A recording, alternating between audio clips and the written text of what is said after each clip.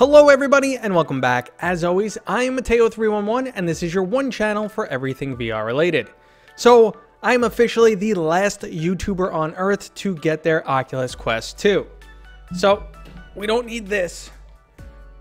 But I guarantee today I am going to be the first YouTuber to do this.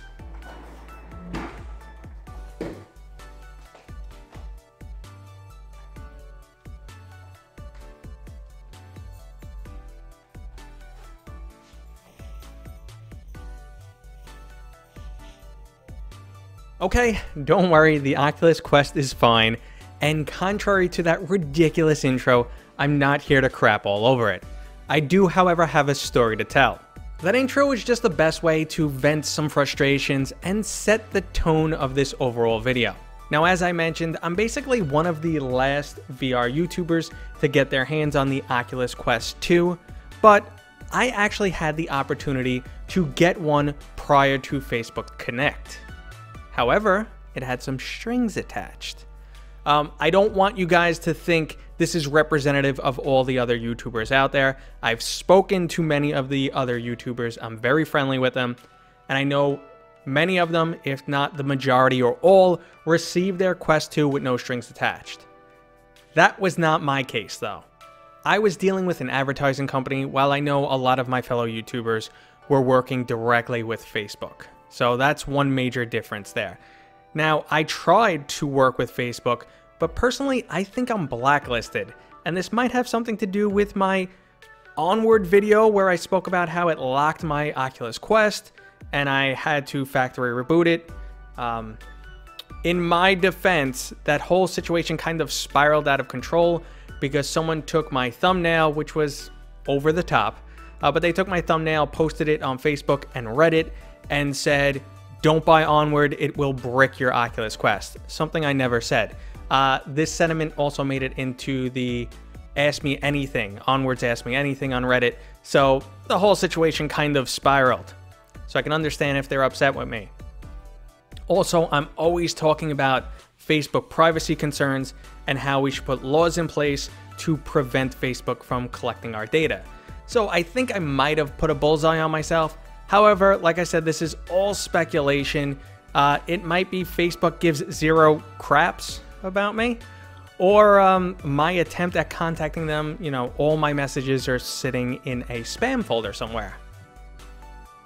But I do personally know of one other popular YouTuber who's in a very similar situation, so I'm leaning more towards blacklisted. Now at this point, you might wonder why I'm spending so much time on this topic and telling this story. Well, that's basically because I want to reaffirm my commitment to this channel. I want you guys to know where I'm coming from. It was really painful to watch everyone producing Oculus Quest 2 content, having a huge boon to their channel, and me knowing that I could have been in on that action, but I would have had to take a paid sponsorship deal. And I mean, honestly, that sounds great. I would have got paid, got the Oculus Quest, and, you know, got to produce some content. The only thing is it removed all of my creative freedom. You know, definitely no ridiculous intro like that. But regardless of stupid stuff like that, I had no control. And personally, that's not what I want to produce on this channel. I want you guys to be able to trust me and know, you know, where my content comes from. So above all else, my integrity is more important. I don't care about being first anymore. All I want to do is make the best videos that I'm physically capable of making and giving you guys my honest opinion, and I hope you appreciate it. Now with all of that said, this is a good product. Let's just bang out the bullshit, okay? Let's just go through that first. The white sucks. It's going to get dirty. I really do not like it at all. You're going to get sweat stains on this thing. No good. You're most likely going to want to replace this head strap. It is definitely the one major downgrade on this headset. Some people might find it fine, think it's comfortable. I don't think it's easy to adjust, nor is it comfortable or hold on your head too well. Some of the materials used are definitely cheaper. While I kind of like the way this foam feels, it's a step backwards. It is going to absorb sweat, and I feel like it's going to get scratchy on my face when I'm actually really sweaty. If you have an in-between IPD, you might not be able to get the perfect IPD value on this, but otherwise, this headset is pretty freaking awesome. Not gonna lie, I can't lie. It's a great bang for the buck. So from here, I'm gonna break down the video into a few separate topics. One being, if you have an Oculus Quest 1, should you upgrade to the Oculus Quest 2? The other one is, do I personally recommend the Oculus Quest 2? How big is that overall upgrade? And then we have to discuss the elephant in the room, which is Facebook itself. Okay, so how big is the upgrade from the Quest 1? Now, when the rumors were going around and people were discussing it, no one thought there was going to be that big of an upgrade. However, it is a fairly large upgrade. I thought if they really went for it, they would upgrade the screen and add more RAM. I did not see the new CPU coming. However, in retrospect, when you consider it, the Qualcomm 835 chip, which is used in the Quest 1, is 3 years old. So I don't think Qualcomm even wants to produce them anymore. And then when Facebook says, hey, we're going to produce 2 million of these, because they know how popular they are, they probably got a great deal, and, they were probably just as easy to produce as the original chips. Could be wrong. However, everything combined, the new LCD screen with the 50% more pixels, the quicker processor, all of that combines to a much better experience. And where you'll see this really shine, or where, the screen comes to its fullest, if you load up some Netflix or big screen, you can really notice how the screen door effect is basically gone. The screen looks great. I was a little bit concerned that the LCD panel in here wouldn't look as good as the OLED panel in the original Quest, but I can't really see a big color difference. Personally, the colors on a screen, I've never been someone very susceptible to that. I know some people lose their mind over the black levels on the index, and personally, I love my index above all else for now. So it is a fairly big upgrade. However, how does that translate into your experience? Well, the Quest games are going to close the gap a little bit more towards their PC VR counterpart. Do they look as good as a modern PC, even a mid-level spec'd PC? No. And will the new XR2 chip be able to play the highest end games like Squadrons or Half-Life Alyx? No, it's not there. It's still a mobile processor, but it's a nice step forward. And then some of those games that struggled to really run right on the original Oculus Quest, well, they're going to perform much better. So the obvious next question is, should you upgrade from the Oculus Quest 1 to the Quest 2? Well, that depends. Are you happy with your Quest 1? If you are, you probably don't need the upgrade right now. Now, if you want the latest and greatest mobile experience, then yeah, obviously you upgrade. As long as $300 isn't a huge expense to you. Because is the upgrade worth $300? I would lean towards no. It's a big upgrade. To pay $300 for some more clarity, better looking games. I don't want to say a little bit better looking games.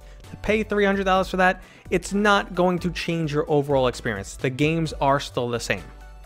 Now, if you're thinking, okay, I'll get the Quest 2 for future proofing, well, because honestly, in like 2 years, I'm expecting to see games that say only supported on Quest 2 and no longer supporting Quest 1. I'm expecting some of the higher end titles to start doing that in about 2 years. But again, in 2 years, we don't know what the mobile headset scene will be like. Maybe another company came out with a competitor, or maybe they're already up to Quest 7 by then. Who the hell knows what Facebook is doing?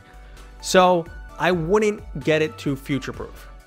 However, if you do want a future-proof, I would recommend the 256 gigabyte version of this, because the Quest games are about to bloat in size. And to give you an example, if you have the 64 gigabyte version, the $300 version, you can only if games get as big as Saints and Sinners, every game takes on that size, you can only fit about 5 games on your Quest. Then you're out of space. I think most people want more than 5 games. Again though, Saints and Sinners is a fairly big title. So that's what I say regarding should you upgrade. If you got the money to blow, you want the latest and greatest, sure. If you're happy with your Quest 1, don't worry about it. You're okay. Okay, so the next question is, do I recommend the Oculus Quest overall? And I have to say yes. I mean, this headset is the biggest bang for your buck you will get compared to any other headset out there. There is no real mobile option. Honestly, the Oculus Quest, the original, is discontinued, so I can't even put it up against itself. It's in a league of its own, and at that $300 price tag, even if you do end up going with the Elite strap, which I recommend, or with the 256 gigabyte model, the majority of the most popular PC VR headsets already cost more than that, and you're not getting the mobile option. With this, you're getting a straight mobile device with a PC VR option. With a standard USB-C cable, yes, you should get a higher end one third party or the Oculus directly from Oculus.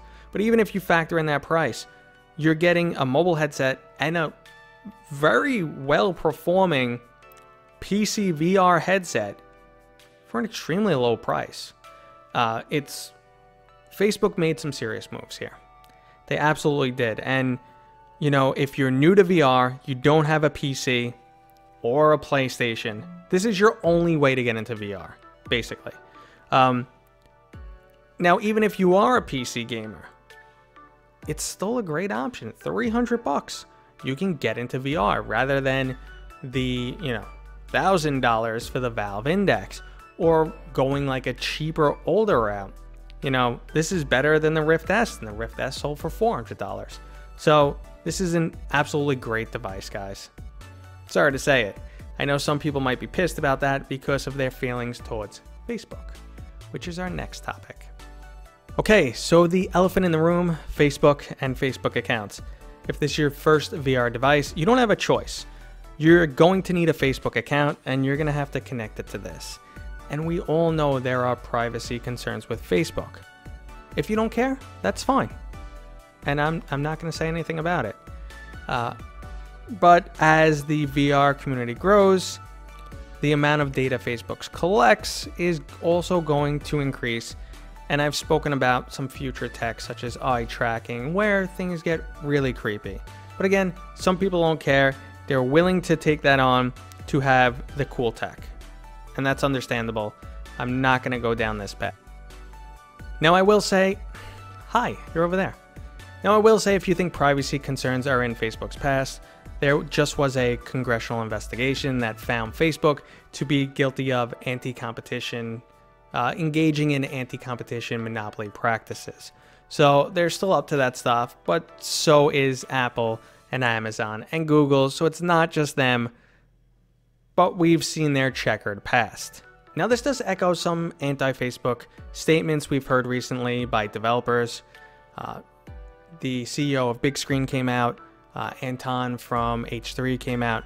So they basically expressed the same view that was found in the investigation, that Facebook will go to a competitor, copy what they're doing, reach out and say, listen, we're doing the same thing, we're gonna crush you, work with us, and that's how they get rid of competition.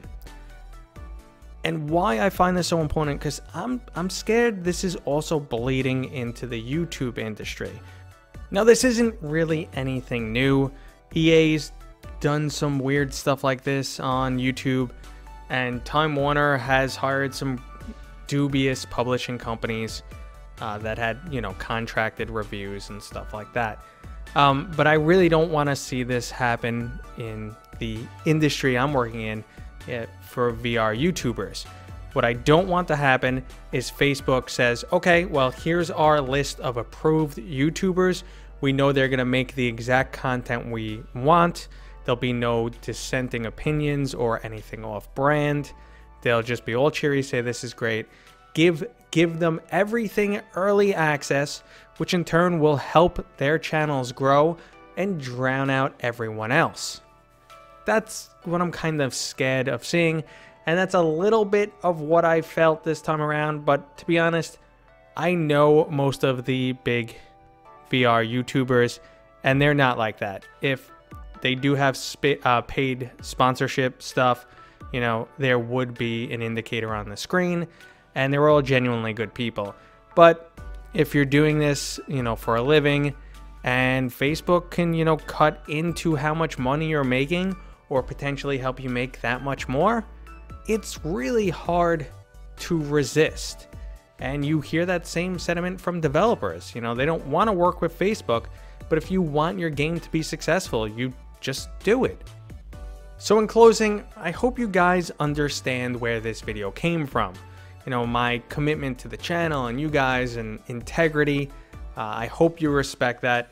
There will be a lot more Oculus Quest content coming.